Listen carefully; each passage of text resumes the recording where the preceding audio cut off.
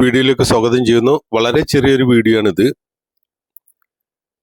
രാത്രി കടന്നിട്ട് ഉറക്കം വന്നിട്ടില്ല. വീഡിയോകൾ തപ്പുകയായിരുന്നു, എന്താണ് സംഭവിക്കാൻ പോകുന്നത്, ആരെങ്കിലും എന്തെങ്കിലുമൊക്കെ പറയുന്നുണ്ടോ. കാരണം ഡൊണാൾഡ് ട്രംപ് പറഞ്ഞതുപോലെ അവൻ പ്രവർത്തിക്കുമോ? കാരണം നേരം വെളുക്കാൻ ഇനി ഏതാനും മണിക്കൂറുകൾ മാത്രമാണ് ബാക്കിയുള്ളത്. ഇങ്ങനെ ഇരിക്കുന്ന സന്ദർഭത്തിലാണ് ഒരു പോസ്റ്റ് കാണപ്പെട്ടത്. ഞാനൊരു പോസ്റ്റ് കണ്ടു. ഈ പോസ്റ്റ് എടുത്തുകൊണ്ട് ഞാൻ എന്ത് ചെയ്തു, എൻ്റെ മൊബൈലിലുള്ള ആപ്പിലേക്ക് കൊടുത്തുകൊണ്ട് അതിനെ മലയാളത്തിലൊന്ന് ആക്കി തരാൻ വേണ്ടി അഭ്യർത്ഥിച്ചു. അങ്ങനെ നിങ്ങൾക്കും വേണ്ടി സാധിക്കും. ഇത് സ്ക്രീൻഷോട്ട് എടുത്തുകൊണ്ട് നിങ്ങളെ ആപ്പ് വഴി മലയാളത്തിൽ ആക്കി തരാൻ പറഞ്ഞാൽ നിങ്ങളെ മൊബൈല് മലയാളത്തിൽ ആക്കി തരുകയും ഇതേപോലെ വായിക്കാൻ വേണ്ടി സാധിക്കും. വളരെ പ്രധാനപ്പെട്ട ഒരു വിഷയം തന്നെയാണ്. കാരണം യുദ്ധമാണ്, എന്ത് സംഭവിക്കും, ലോകം മുഴുവൻ നോക്കി നിൽക്കുന്ന സമയമാണ്. അങ്ങനെയാണ് ഈ പോസ്റ്റ് നമ്മൾ കണ്ടത്. ഇനി ഈ പോസ്റ്റിനെ എന്താ ചെയ്തത് അതൊന്ന് വായിക്കാം. അപ്പൊ ഞാൻ അഭ്യർത്ഥിച്ചു, എനിക്കിതൊന്ന് മലയാളത്തിലാക്കി തരണം. അപ്പോൾ ഇമേജിൽ കാണുന്ന ഇംഗ്ലീഷ് ടെക്സ്റ്റിന്റെ മലയാള വിവർത്തനം എന്ന് പറഞ്ഞാണ്ട് അത് മലയാളത്തിൽ ആക്കി തന്നു. മലയാളത്തിൽ ആക്കി തന്ന എന്താണ്, മിഡിൽ ഈസ്റ്റിൽ നടക്കുന്നത് പോലുള്ള യുദ്ധത്തിന് സമാധാനപരമായ പരിഹാരം കണ്ടെത്താൻ നടത്തുന്ന നയതന്ത്ര ശ്രമങ്ങൾ സ്ഥിരമായി ശക്തിപ്പെടുന്ന രീതിയിൽ മുന്നേറുകയാണ്. ഇത് പോയിന്റ് നിർത്തിയിട്ട് തന്നെ നിങ്ങൾ വായിക്കണം. മുന്നേറുകയാണ്. ഇത് പാകിസ്ഥാന് അമേരിക്കയുടെ ട്രംപിനോട് അഭ്യർത്ഥിക്കുന്ന ഒരു പോസ്റ്റാണ്. ഈ പോസ്റ്റ് ഇട്ടത് പാകിസ്ഥാനാണ്. പാകിസ്ഥാൻ ഇട്ടത് അമേരിക്കനോട് റിക്വസ്റ്റ് ചെയ്യുകയാണ്, യുദ്ധം നിങ്ങൾ പറഞ്ഞ 5 മണിക്ക് തുടങ്ങരുത്, നിർത്തണം. അതിനെന്താ കാരണം എന്ന് കൂടി നമുക്ക് മനസ്സിലാക്കാം. ഈ ശ്രമങ്ങൾ ഭാവിയിൽ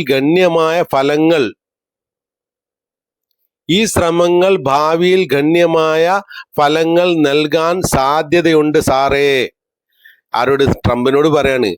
നയതന്ത്രം തന്റെ പാതയിൽ തുടരാൻ അവസരം നൽകുന്നതിനായി, താങ്കൾ ഇതൊന്ന് അവസരം ഞങ്ങൾക്ക് നൽകുന്നതിനായി പ്ലീസ് സാറേ, പ്ലീസ് പ്രസിഡന്റ് ട്രംപിനോട് സമയപരിധി 2 ആഴ്ച കൂടി നീട്ടണമെന്ന് ഞാൻ പാകിസ്ഥാൻ ആത്മാർത്ഥമായി അഭ്യർത്ഥിക്കുന്നു എന്ന് പാകിസ്ഥാൻ ആത്മാർത്ഥതയോടെ. കാരണം എന്താണ്, ഇവന് മാമനാണ്. ഇത്ര വലിയൊരു തെണ്ടി, ഈ തെണ്ടിനെ കൊണ്ടാണ് ഇന്ത്യയിലുള്ള മുസ്ലിങ്ങൾക്കും തലവേദന. എന്താ അങ്ങനെ തലവേദന എന്ന് പറയാൻ കാരണം, ഈ തെണ്ടി ഉണ്ടാക്കി വെച്ച തീവ്രവാദികളെ അങ്ങോട്ട് ഇന്ത്യയിലേക്ക് അയക്കുകയും എന്നിട്ട് നമ്മുടെ പെങ്ങന്മാരുടെ സിന്ദൂരും മായ്ച്ചു കളയുകയും ചെയ്തു. അന്ന് കുറെ ആൾക്കാരെ കൊന്നു.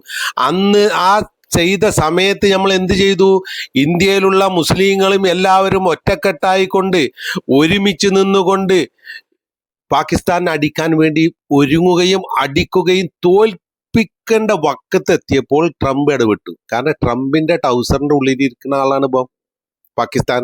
മനസ്സിലായല്ലേ? കൂടുതൽ ഞാൻ പറയില്ല. അപ്പൊ ഇവന്റെ വാക്കൊന്നും മനസ്സിലായല്ലേ? അപ്പൊ ഇതാരാണ് ഈ പോസ്റ്റ് ചെയ്യിപ്പിച്ചിട്ടുണ്ടാകുക?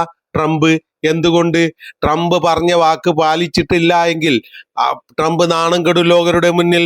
ട്രംപ് പാലിച്ച വാക്ക് അവൻ നടത്തിയാലും കുടുങ്ങി, നടത്തിയില്ലെങ്കിലും കുടുങ്ങി. എന്ന് വെച്ചാൽ ഇവ യുദ്ധം ചെയ്ത് അവസാനിപ്പിക്കുന്ന പറഞ്ഞു രാത്രി കൊണ്ട്. അങ്ങനെ ചെയ്താൽ എന്ത് സംഭവിക്കും? തിരിച്ച് ഇറാൻ എന്താണ് ചെയ്യാന്നില്ല ഇവർക്ക് ആർക്കും അറിയില്ല. കാരണം ഇറാന്റെ അടുത്ത് ഇനി എന്തൊക്കെ ബാക്കിയുണ്ട് അതും അറിയില്ല. അപ്പൊ അങ്ങനെ വന്ന എന്ത് സംഭവിക്കും? സമാധാനം കെട്ടില്ലേ? ട്രംപ് കുടുങ്ങിയില്ലേ? 2 നിലക്കും കുടുങ്ങി. അപ്പൊ ട്രംപ് ഭീഷണിപ്പെടുത്തി എന്താണ്, ഇത് എങ്ങനെയും ഓന് നിർത്തും എന്റെ ഈ അവസാനത്തെ ഭീഷണിയിൽ എന്നാ. പക്ഷെ ഇറാൻ എന്ത് ചെയ്തു? ഒന്നും മിണ്ടിയില്ല. അതിന് ഇടയിൽ ഈ അവസാന മണിക്കൂറിൽ ആരിറങ്ങി? അവസാന മണിക്കൂറിൽ പാകിസ്ഥാനെ ഇറക്കിക്കൊണ്ട് കളിക്കുകയാണ് എന്നാണ് ഞാൻ മനസ്സിലാക്കിയത്. നിങ്ങൾ എന്താ മനസ്സിലാക്കിയത് എന്നതിൽ നിങ്ങൾക്ക് കമന്റ് ചെയ്യാം. നമുക്ക് ഓരോരുത്തർക്കും ഓരോ ചിന്തയാണല്ലോ. ആ അടിസ്ഥാനത്തിലാണ് ഞാൻ പറഞ്ഞത്. ഇനിയോ അടുത്ത വാക്ക് കേൾക്കുക. എന്നിട്ട് അത് 2 ആഴ്ച സമയം കൂടി നീട്ടണം. അപ്പൊ ഈ 5 മണിയുള്ളത് വീണ്ടും 2 ആഴ്ച കൂട്ടി. അത് പാകിസ്ഥാന്റെ റിക്വസ്റ്റ് കൊണ്ടാണ് ഞാൻ കൂട്ടിയത്, പാകിസ്ഥാന്റെ സമ്മർദ്ദം കൊണ്ടാണ് കൂട്ടിയത്. ആർക്ക് പറയാ? ട്രംപിന് പറയാ. എന്നിട്ട് ഇറാനിനോട് പറയാ, ഇറാനിലെ സഹോദരങ്ങളോട് പറയാണ്, ഹോർമൂസ് കടലിടുക്ക് 2 ആഴ്ചത്തേക്ക് തുറക്കാൻ അഭ്യർത്ഥിക്കുന്നു. ഇവന്റെ തന്തന്റെ വകയാണല്ലോ എന്ത് കടലെടുക്ക് ഹുർമുസ്. അപ്പൊ അപ്പോഴും ഇവനക്ക് ഇറാനിൽ നിന്ന് ഈ കിട്ടേണ്ടതൊക്കെ കിട്ടിക്കഴിഞ്ഞിട്ട് പിന്നെ ഇറാൻ നിങ്ങളെ നശിപ്പിച്ചോളി. ഇതാണ് ഈ ചെറ്റകളുടെ മനസ്സിലുള്ളത്. നിങ്ങൾ മനസ്സിലാക്കുന്നത് സൗഹാർദ്ദമൊന്നുമല്ല, ഇറാനെ നശിപ്പിക്കണം. അടുത്തതോ അഭ്യർത്ഥിക്കുന്നു, ഇത് സൗഹാർദ്ദത്തിന്റെ അടയാളമായി കാണണം. അപ്പൊ ബാക്കിയുള്ള രാജ്യങ്ങൾക്കൊന്നും ഈ ഇറാനായിട്ടും സൗഹാർദ്ദം കാണിക്കാൻ പറ്റൂലേ? ഇറാന് മാത്രമേ ഇറാൻ ഒറ്റപ്പെടുത്തിയിട്ടല്ലേ നിങ്ങളെല്ലാരും ഈ തെണ്ടിത്തരം കാട്ടണത്. അതുകൊണ്ടാണല്ലോ നമ്മൾ വരെ സപ്പോർട്ട് ചെയ്യണത് ഇറാനെ. അല്ലാതെ നമുക്കിപ്പോ എന്താ ഒരു നിരപരാധിയായ ആളിനെ അടിക്കുമ്പോൾ, കൊല്ലുമ്പോൾ, ചെയ്യുമ്പോൾ അവനെ സംരക്ഷിക്കല് നിഷ്പക്ഷരായി നിൽക്കുന്ന ആളുകളുടെ ബാധ്യതയാണ്. എന്നിട്ടോ കൂടാതെ സൗഹാർദ്ദത്തിന്റെ അടയാളമായി കാണാം. കൂടാതെ യുദ്ധത്തിൽ പങ്കാളികളായ എല്ലാ പക്ഷങ്ങളും 2 ആഴ്ചത്തേക്ക് നീക്കണം. അപ്പൊ ഈ 2 ആഴ്ചത്തേക്ക് ബാക്കി നിങ്ങൾ വായിച്ചോളൂ. 2 ആഴ്ചത്തേക്ക് സമാധാനം പാലിക്കണമെന്ന് ഞങ്ങൾ അഭ്യർത്ഥിക്കുന്നു. അത് കഴിഞ്ഞതിന് ശേഷം അവർ ടാഗ് കൊടുത്തിട്ടുണ്ട്. ടാഗ് എന്ന് പറഞ്ഞാൽ ഇതുകൂടി കാണേണ്ടിയാണ്. താഴെ വാക്യങ്ങൾ വായിച്ചാൽ മതി. അഭ്യർത്ഥിക്കുന്നു അതുവഴി നയതന്ത്രം യുദ്ധത്തിന്റെ സമാപനത്തിലേക്ക് സമാധാനവും സ്ഥിരതയും ഉറപ്പാക്കാനും സാധിക്കട്ടെ എന്ന് പറഞ്ഞുകൊണ്ട് ടാഗ് കൊടുത്തിരിക്കുകയാണ്.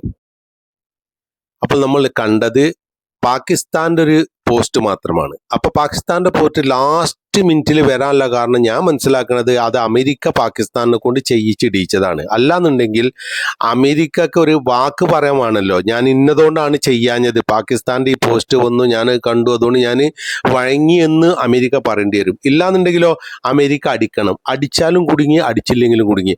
അടിച്ചാൽ ലോകരോട് സമാധാനം പറയണം. അത് മാത്രമല്ല തിരിച്ചടി ഇറാനിന്റെ എന്തായിരിക്കും എന്നില്ല ഇവർക്ക് ആർക്കും അറിയില്ല. ഇതിൽ കുടുങ്ങി നിൽക്കുകയാണ് അമേരിക്ക. അപ്പോൾ ഇനി നമുക്ക് അടുത്ത വാർത്തകൾ വരുമ്പോൾ കാണാം ഈ പോസ്റ്റ് കൊണ്ട് എന്താണ് ഉദ്ദേശിച്ചത്, എന്താ നടന്നത് എന്നിൽ അപ്പോൾ നമുക്ക് ചർച്ച ചെയ്യാം. ഇപ്പോൾ നിങ്ങൾക്കൊരു വിവരം തന്നു എന്ന് മാത്രം എനിക്ക് കിട്ടിയത്. എനിക്കിപ്പോൾ ഒരു സമാധാനമുണ്ട്, നിങ്ങൾക്ക് സമാധാനം ഉണ്ടാവുമെന്ന് ഞാൻ വിചാരിക്കുന്നു.